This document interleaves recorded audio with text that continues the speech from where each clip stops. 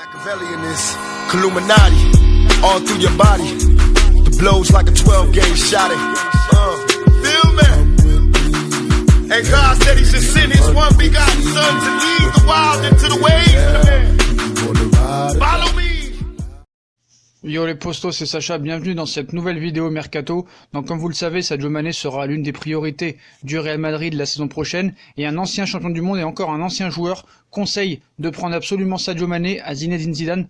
Aujourd'hui, Sadio Mané fait le bonheur de Liverpool, mais du côté du Real Madrid, le profil du Sénégalais est très apprécié.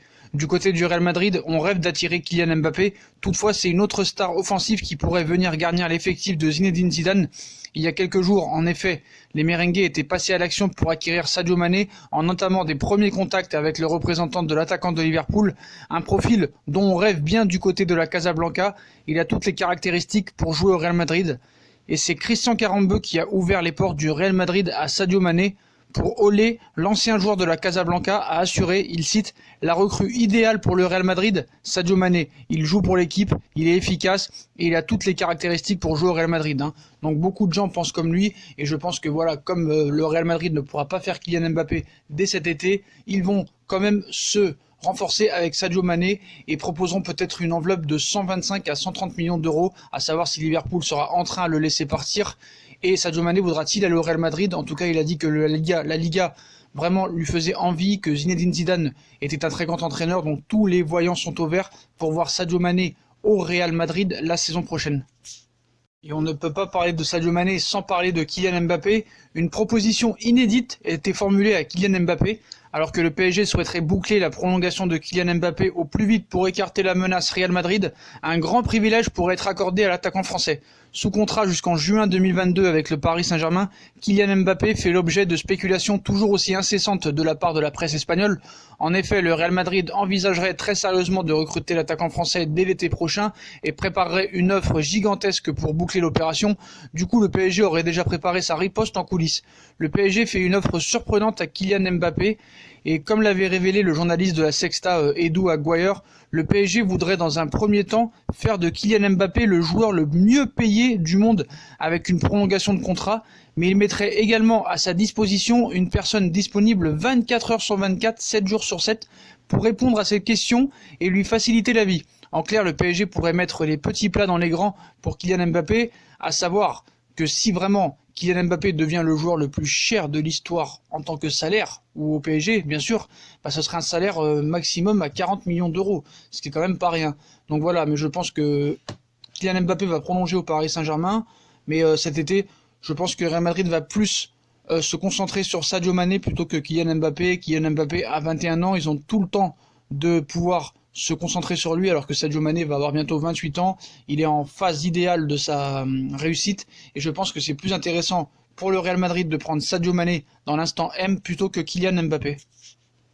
Vous l'aviez peut-être oublié, mais pas Leonardo. Dernière ligne droite pour ce dossier très chaud d'Emre Can. Courtisé par Leonardo et le Paris Saint-Germain, Emre Can ne devrait vraisemblablement pas être retenu par la Juventus de Turin. Acteur important du dispositif de Massimiliano Allegri la saison dernière, Emre Can a vu son temps de jeu grandement diminuer depuis l'arrivée de Maurizio Sarri. L'Allemand ne semble en effet pas rentrer dans les plans du coach de la Juve, qui ne l'a d'ailleurs même pas inscrit dans la liste pour la Ligue des Champions. Une situation qui a mis la puce à l'oreille à Leonardo, qui souhaiterait attirer le milieu au Paris Saint-Germain. La Juve veut régler le dossier Emre Can dès cet hiver, et d'après les informations de Tuto Sport, la Juve serait disposée à faire un geste dans l'espoir de recevoir une offre pour Emre Can. Le quotidien explique que le milieu possède une clause de départ de 50 millions d'euros, mais que les Bianconeri seraient prêts à accepter des offres tournant autour de 30 millions d'euros. Du côté de Turin, on serait d'ailleurs totalement fermé à l'option d'un prêt, puisque les dirigeants de la Juve voudraient régler le problème d'Emre Can dès cet hiver. Alors que Leonardo voulait un prêt, peut-être un échange avec Paredes, mais Paredes va rester au Paris Saint-Germain. Peut-être que Leonardo serait enclin à faire une offre entre 20 et 25 millions d'euros. Est-ce suffisant pour faire valider ce transfert? Mais en tout cas, Leonardo ne lâchera pas cette affaire, et je pense que Emre Can, il y a une chance qu'il vienne même cet hiver, voilà. Mais s'il viendra pas cet hiver, ce sera cet été, mais en tout cas, Leonardo ne lâche pas la piste Emre Can et voudrait un renfort au milieu de terrain de grande taille, même s'il fait que 4 cm de plus que Leandro Paredes, c'est quand même 4 cm. Un milieu polyvalent qui peut jouer latéral droit, défenseur central, ainsi que milieu de terrain en numéro 6. Et des joueurs comme ça, t'en as vraiment besoin d'une polyvalence, quelqu'un qui peut t'apporter quelque chose. Voilà, c'est pas un joueur quand même lambda, et je pense qu'il peut vraiment servir au Paris Saint-Germain. Pour 25 millions d'euros, je préfère un Emre Can plutôt qu'un Lucas Paqueta. Dites-moi en commentaire ce que vous en pensez. En tout cas, Leonardo ne lâchera pas cette piste. Il reste encore 13 jours de mercato, et je pense qu'avec ses talents de négociateur, il peut trouver une solution pour Emre Can. Mais je pense que ça doit être la priorité numéro 1, parce qu'il peut jouer aussi latéral, et on en a grandement besoin. Donc vous savez, le prix de Kurzawa est connu, en fin de contrat en juin prochain, Layvin Kurzawa devrait quitter le PSG. Désormais la question est celle de savoir quand le latéral gauche pourrait-il partir dès ce mercato hivernal. Selon les dernières rumeurs, Arsenal serait notamment intéressé par son profil.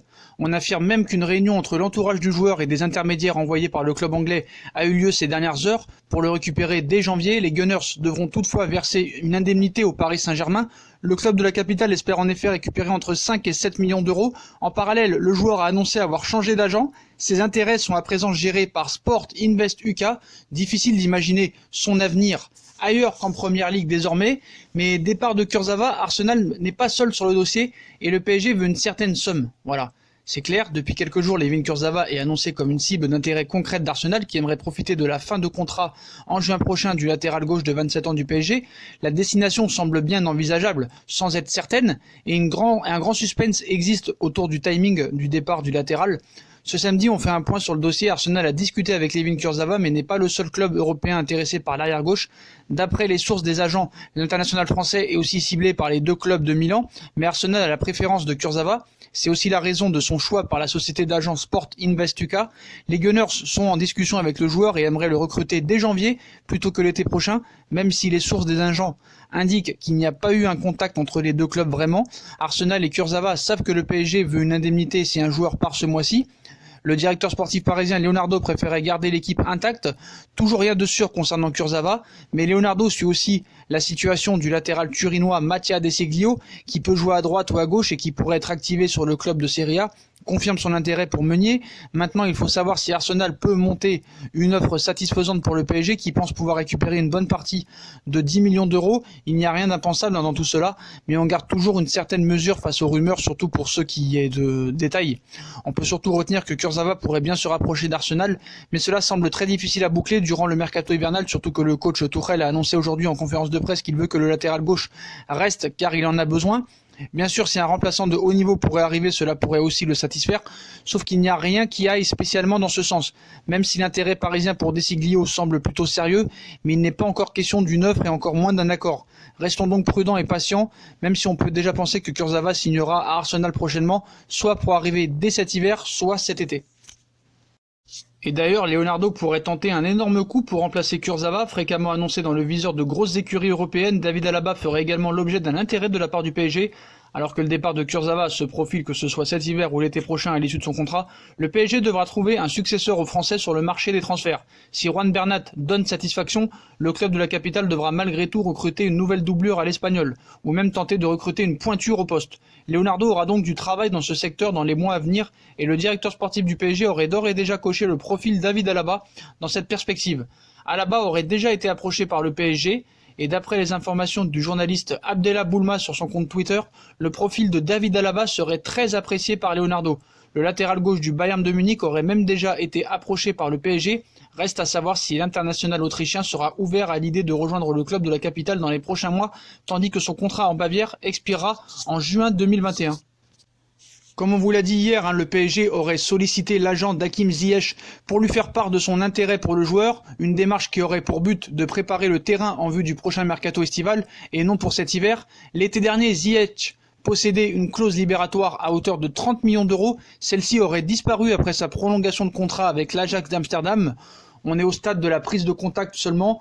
On est encore loin d'une réelle offensive, donc patience pour ce dossier. Mais en tout cas, le Paris Saint-Germain est bien dans le viseur de Hakim Ziyech, ou plutôt Hakim Ziyech est bien dans le viseur du Paris Saint-Germain.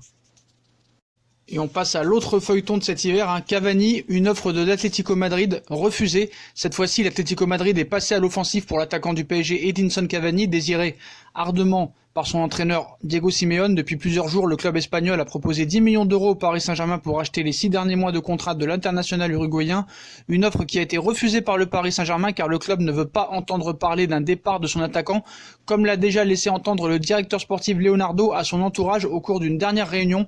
Absent du groupe pour affronter Lorient en 16e de finale de Coupe de France, Edinson Cavani est à nouveau annoncé à l'infirmerie pour soigner une douleur à l'aine, une version démentie par son clan et qui laisse entendre éventuellement des tensions entre le Matador et Thomas Tuchel, une situation dont l'Atlético Madrid veut profiter pour arracher le meilleur buteur de l'histoire du Paris Saint-Germain avec 198 buts au compteur. Et je voudrais finir par le dossier Eriksen. Donc on sait, dans le viseur du PSG, de Manchester United, de l'Inter de Milan, du Real, Christian Eriksen se dirige soi-disant finalement vers l'Inter de Milan. Tout serait presque acté pour le milieu danois. Il y a de moins en moins de doutes concernant l'avenir de Christian Eriksen, pisté par le PSG en vue de la saison prochaine, mais aussi du Real Madrid, de Manchester United et de l'Inter de Milan. L'international danois, en fin de contrat à l'issue de la saison avec Tottenham, se dirige vers l'Inter de Milan. Le milieu de terrain disposerait déjà d'un accord avec le club d'Antonio Conte et devrait signer d'ici le 31 janvier. Les Spurs et les Nerazzurri négocieraient actuellement ces derniers détails et tout serait imminent d'après les dernières informations en provenance d'Italie. Un contrat à la Lukaku pour Eriksen serait proposé, comme l'expliquent certains médias italiens. Ce samedi, la confiance régnerait au sein des deux clubs concernant le transfert d'Eriksen. Tout pourrait être réglé mardi prochain et l'international danois devrait disposer en Italie d'un contrat semblable à celui de Romelu Lukaku l'été dernier. Un bail de 4 ans et demi attendrait Eriksen à Milan, avec une année en option lui permettant de toucher 7,5 millions par saison avec un bonus d'1,5 million en fonction des performances individuelles et de l'équipe. Le PSG n'aurait donc plus aucune chance dans ce dossier, malgré qu'il s'est proposé beaucoup plus à Eriksen, 5 millions de plus, mais voilà. Tout le monde nous dit qu'il va signer à l'Inter de Milan. Là, on nous dit maintenant que par rapport à tout ça, lui, il préférait aller au Real Madrid, sauf que le Real Madrid n'en veut pas. Cet hiver, Mourinho pourrait perdre l'un de ses joueurs majeurs. Eriksen est en fin de contrat. Leonardo, lui aussi, souhaite attendre la fin de saison pour boucler l'arrivée du Danois. Lui veut aller au Real. Donc Mourinho, on se connaît avec José, il avait dit il n'y a aucun problème. Même Conte, il avait dit ça en conférence de presse tout à l'heure ce samedi. Conte a été questionné sur cette sortie de José Mourinho au sujet de Christian Eriksen. Mourinho, on se connaît avec José, il n'y a aucun problème à couper court le coach de l'Inter d'après Sky Sport, dribblant toute polémique. Je pense que ces mots sont une normale façon d'administrer le club, comme quoi Mourinho a dit qu'il veut absolument garder Christian Eriksen, mais voilà. Apparemment Christian Eriksen ne veut pas. Donc voilà, ça paraît quand même compliqué ce feuilleton. Ira-t-il à l'Inter de Milan? Finira-t-il les 6 mois à Tottenham? Ira-t-il au Real, à Manchester, au PSG? Pour l'instant, c'est l'Inter de Milan qui tiendrait la corde, à voir en début de semaine, mais bon, c'est quand même un feuilleton assez bizarre.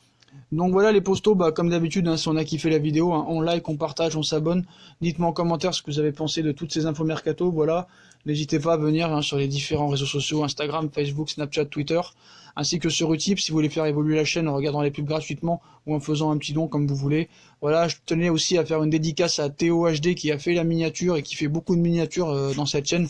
Dédicace à lui, Allez vous abonner aussi, il a une chaîne YouTube ou allez sur son Instagram comme vous voulez. Voilà les postos, je vous souhaite à tous une très bonne vidéo et à plus tard j'espère, très vite pour une nouvelle vidéo. Tchuss.